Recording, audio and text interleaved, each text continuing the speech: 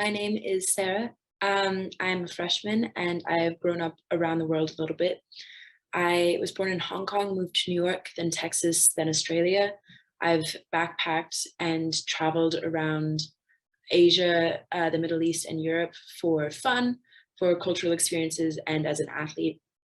I've lived in a few different countries, and America is now a new country for me.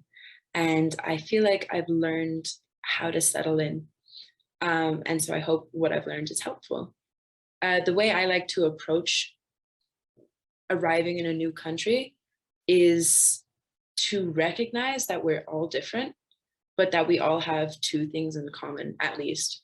The two things that I like to identify when I first arrive in a country is that everyone is looking for two things and values two things in particular. Everyone values human connection and everyone values respect.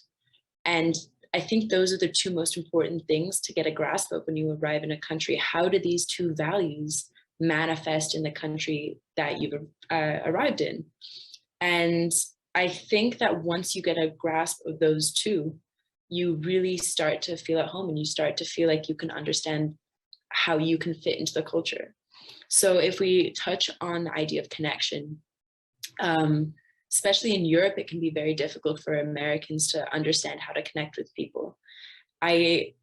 Being in America, I recognize everyone being very friendly. People smile at nothing. People talk to each other in the lines at the grocery store. And this is not my experience in Europe. I remember going into Germany, wanting to speak to people in the train, and them looking at me like I'm crazy. And that can feel very alienating if you don't recognize it and you don't acknowledge that that's just a cultural difference. The way that people relate to each other and make friends in different countries is different, and it's worth looking up, but it's also worth observing for yourself to understand how you can fit into that aspect of the culture. Another thing that could be difficult is the way in which people connect with each other. So for example, in America, I find it difficult because I've been told I can't bring up politics or religion at the dinner table. Whereas when I'm with my French friends, that's all we talk about and that's how we connect. And so it's very useful to figure out the sort of social rules that facilitate connection in the culture that you're going to be living in. And then if we go on to the value of respect, I think that it's very important to deliberately seek out the rules of respect. When I was in the Middle East, I didn't realize that showing the bottom of my foot to someone was hugely disrespectful. And I was not aware of how I was sitting. And because of that, I offended a lot of people and alienated myself. I think that this can truly apply to any culture, and specifically in Europe, with a lot of the languages, there are more respectful ways to address certain people, and it's very important to be aware of that. Whereas I feel in America, you can generally speak any way to any kind of person. So when you arrive in a country, you want to get a grasp of the rules of connection and the rules of respect. And I think that would really be a great first step to feeling at home in a society. Mariana, do you want to take over? Of course. I second everything you say. I feel like my advice is nowhere near as philosophical and well versed and eloquently put, but I think it's so important. Some of the things that you touched on, like the cultural differences and the way that people talk to each other, is also something that I was going to talk about. I feel like my experience is a little bit different. I grew up in Brazil until I was 16, and then I moved to Europe, to Lisbon in Portugal, and finished high school there. And then now I'm a fourth year student at Cornell. So I've been permanently living in Europe for 5 years, but also in America. So we kind of, I guess, have that similar experience of coming to the US and realizing that everything is so different from like other places that we've been. I feel like my advice in terms of Europe particularly, top one actually would be knowing like cultural cues and customs. The first one that comes to mind is like eating times. I've realized once I came to America that people eat extremely early, and that is very much not the case for most of Europe, but particularly Southern Europe, which is what I have experience with. A lot of the time, like restaurants will take a break in the afternoon between lunch and dinner, and so the reason they do it is so they can stay open a lot later, versus somewhere like New York City where they're open pretty much for like 12 hours and then they close at 10. And so being aware of certain things like that when you're in the city walking around, not on a strict chronogram or schedule, those sorts of things are important to know about whichever city that you're going to be in. I think the second thing that I would say is that European cities are extremely walkable, and I know that that's not the case for most American cities. Public transit and cars are probably your number one way of getting around here, and I feel like being in Europe, it's probably super important to take advantage of the fact that you can walk most places, and if not, knowing the public transit that's available to you there is also going to be something that's really important. And then I guess like the third little tip, not to be too didactic, but keep an eye out. I feel like people that are from cities probably have experience with this, but not it's not everywhere you go is going to be entirely safe. And so being aware of what you have on you, being aware of what you're carrying around, like if you're leaving with things that are valuable to you, be aware of where they are on your person. Just be super careful and mindful of where you are. It's a good way to not have a tragedy happen when you're abroad for like 4 months and you lose something that's super important to you. I don't want to scare anyone, but I've heard terrible horror stories of people studying abroad and like losing very valuable items. And so I guess that would be my advice, a little bit based on my own experience. But I so second everything that Sarah said about like ways of communicating, because that's entirely different. And also what you said about like particularly being an American in Europe, I think that there's a lot of nuance there, and not everybody is going to welcome you with open arms because of that. There's a weird tension there that you should probably be aware of. Yes, I think I second what Mariana and Sarah said. I definitely recommend, placing an emphasis on, making sure you know what social norms are in the country you're going to. I remember I went to France, I had a lot of interactions with people, and when I came back, my French instructor told me that, it's really rude if you don't say bonjour every time, you go to a convenience store or a bakery, or pretty much every interaction you have. Here in the United States, you can go to 7-Eleven here in College Town, walk in and just buy something and leave. And realize even the most subtle of my interactions and my behavior was considered extremely rude. So I definitely second that. I guess my second point of advice would be just to, step outside your comfort zone. When I traveled to Europe, I made the mistake because I often, stuck to a lot of tourist attractions or a lot of metropolitan areas. And it wasn't until I kind of traveled to some more rural areas or, places that are well less known that I realized it's kind of a different experience. A lot of the individuals there aren't really trying to cater particularly to tourists or to travelers. And in some ways, you can even have a better glimpse of, what the genuine culture is in the country you're visiting.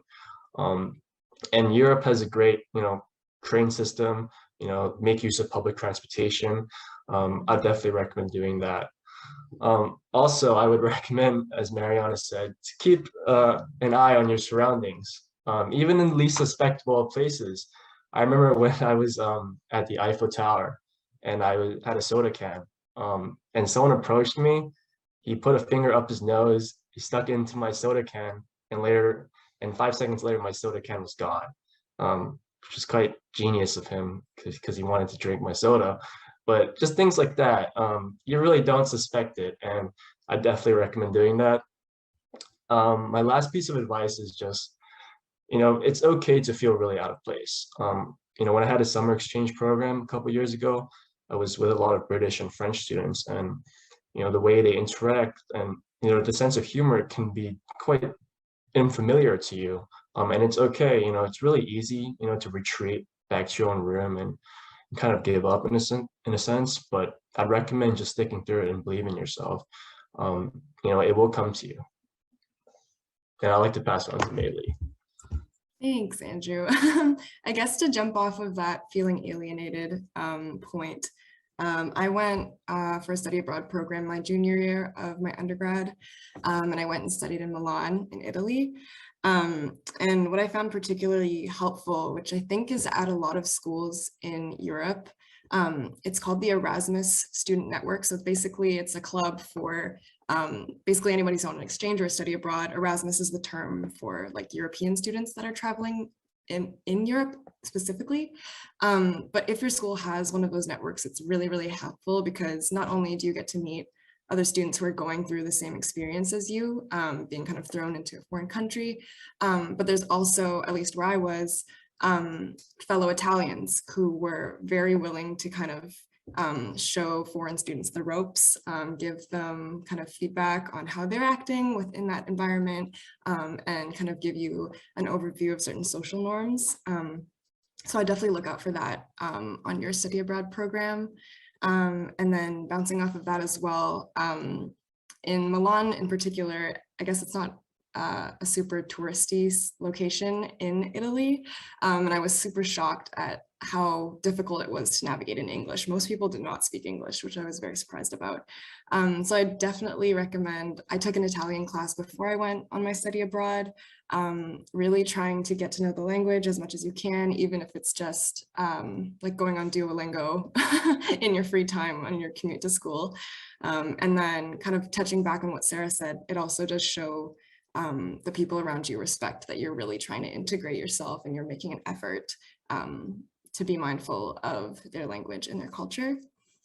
And then my last point is like the most practical out of all points, but I would really highly recommend buying a portable charger. If you don't know where you are, you will very likely often be on your phone using your GPS, which is incredibly draining on your battery. It happened too many times that I'd be in a foreign city and my phone would die and I have no idea where I was. So yeah, that's my last tip. I spent a lot of time, I spent all of last year actually in Lisbon, and then I spent the summer in Italy. And I feel like you'll find that the level of caution is different in different places. And so I guess that my best advice would be to sort of try to understand what the norm is with regards to social distancing, face masks, like trying to fit into the prescribed sort of safety measures that are being implemented at that moment. Be very aware of like what vaccination requirements or other requirements, COVID testing, you might need to do certain things, because the last thing you want is like walking up to the museum and then you can't go in because you don't have a test or you don't have your mask on or something like that. So I wouldn't say that it's affected anything negatively. I feel like I am hyper aware of these things and I try my best to stay updated. But I guess my best advice to you would also be to stay updated on those things, because it really eases your movement between countries if you're doing that, because then you don't have to be the person who's out of the loop and you don't have to go out of your way to do things when you could have just prepared beforehand. So that's my take.